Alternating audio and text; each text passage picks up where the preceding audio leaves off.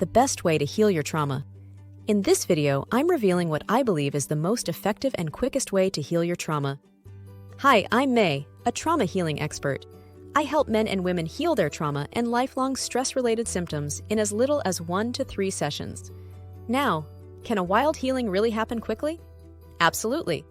Not only can it happen super fast, but it's also crazy easy. 0 effort needed. Let me break it all down for you. Ever heard about hypnotherapy? You may think, hypnotherapy? Hell no, that's not for me. Okay, first I'll tell you why I swear by hypnotherapy as your best and safest choice, especially when it comes to healing trauma and stress-related symptoms. Second, I'll explore what might have gone wrong if it didn't quite work for some people. So, why I believe hypnotherapy is your best and safest choice. You've probably heard a lot of myths about hypnotherapy, but as they say, when there are multiple theories to explain something, the simplest one is often the most accurate. In its simplest and most accurate form, hypnotherapy is just 2 words: hypno and therapy. Hypno is connecting with the subconscious mind, and therapy is guiding it to make a change. What's so special about connecting with your subconscious? Can you recall a time when you tried to make a change in your life, get rid of a bad habit, or adopt a new one? Ever felt like there's a part of you that's resisting and holding you back so strongly that you end up feeling stuck doing nothing? Or even worse, you make a tiny bit of progress only to bounce right back to the old behavior you were trying to change. Well, that resistance is your subconscious in play.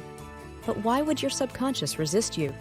Well, let's start from scratch. Your mind has 2 parts: the subconscious, which physically takes up 90% of your mind, and the conscious, which grabs the leftover 10%.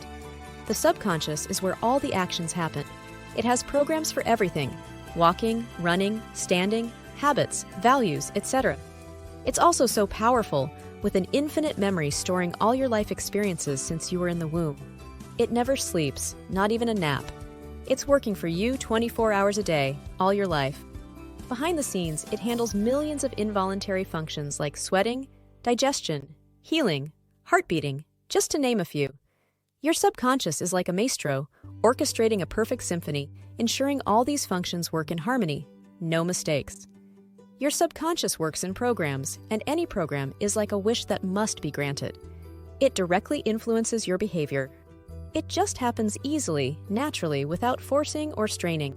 Let's say you want to lose weight and you know exactly what you should do. You know how to count your calories.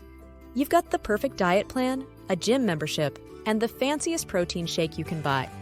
You're doing great for a week or so, sticking to the plan. But suddenly, you find yourself binging and skipping the gym. What happened? All those stuff you did were logical, conscious stuff. While they are great and important, but remember, your conscious is just 10% of your mind. You've only tackled 10% of the equation.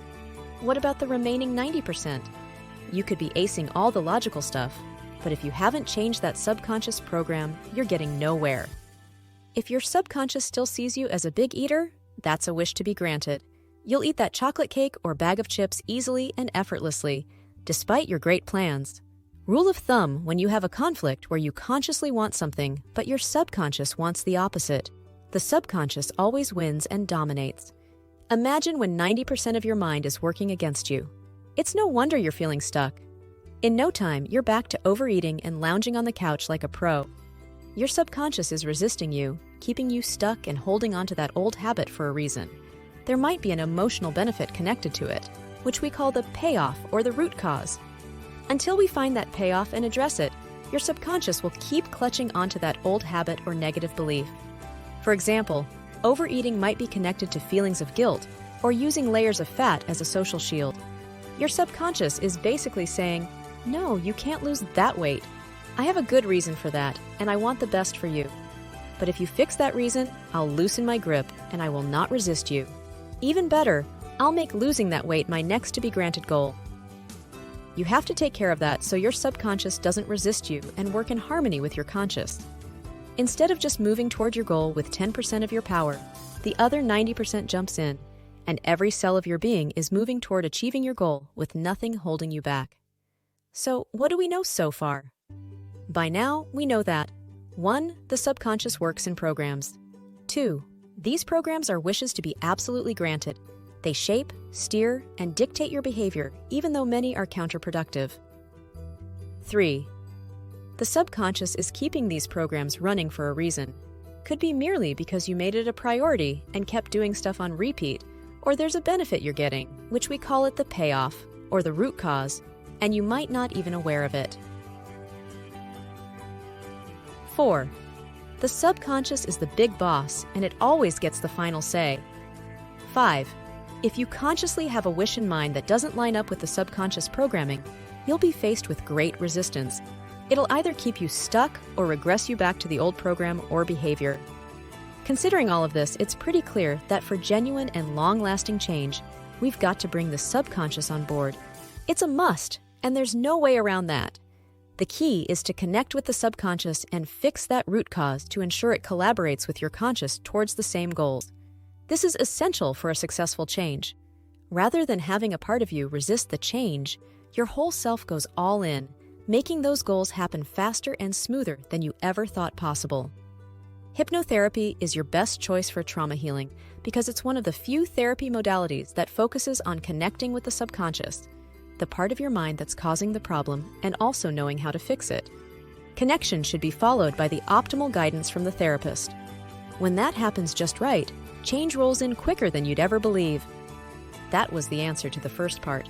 The second part: what might have gone wrong if hypnotherapy didn't quite work for some people, and how can we avoid that?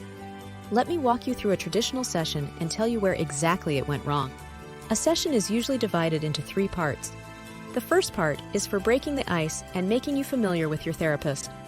The second part is when you start talking about your problem and what you want out of the session, and the therapist starts writing down what you're saying.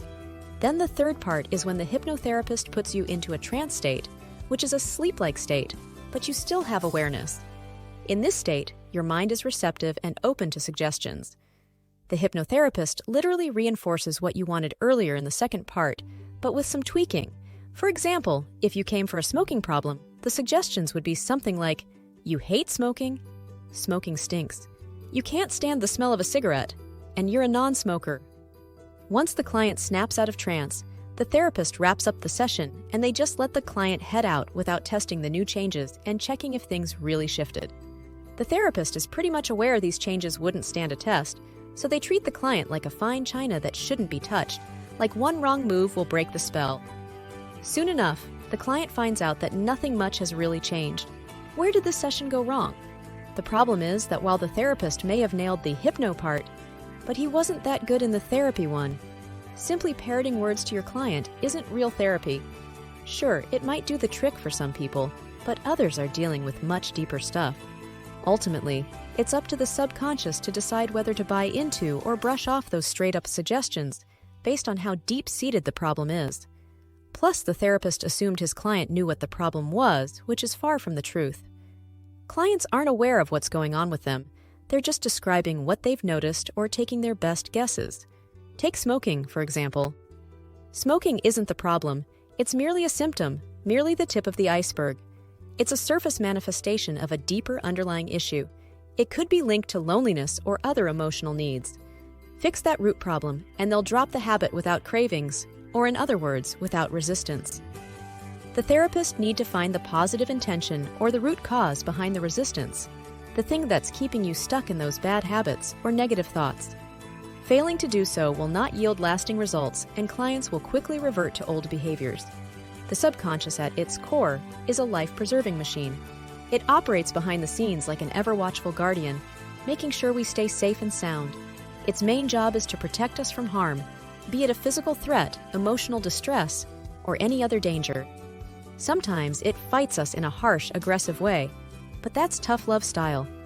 There's always a positive intention behind it related to our safety and the preservation of our lives. Ignoring this positive intention, or the payoff, gets you nowhere.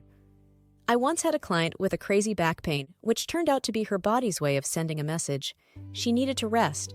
She had been pushing herself too hard, busting herself in work and caring for others. Her fear of being judged stopped her from taking breaks. Her subconscious in its tough-love way used pain to force her to rest without being judged. Knocking out 2 birds with 1 stone, because no one will judge her when she's resting for pain. Once we identified and addressed the positive intention, her back pain disappeared, and it only took 90 minutes. If I had given her direct suggestions to numb the pain, not only would her subconscious have rejected them, but she might have missed the message her body was sending, which was vital to her well-being. Now, how can we avoid previous mistakes? In my practice, I do not give direct suggestions because they may not work with everyone. I don't preach, offer theories, or give coping tips. Nor do I give audios or homework before or after sessions. Instead, I do intensive and deep therapy, where I find the root cause and uproot the entire problem. While other therapists might shy away from testing the new changes, I do the opposite. I spend a big chunk of my session aggressively testing the new changes. That's how I ensure they'll become second nature to you. I work closely and intensively with my clients so they can see results faster. I don't time my session. My session will stretch as long as it takes to get things done.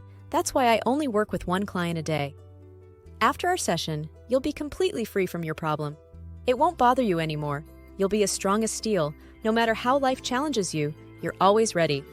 You'll feel all kinds of happy, curious, and pumped up, just like a fresh little baby.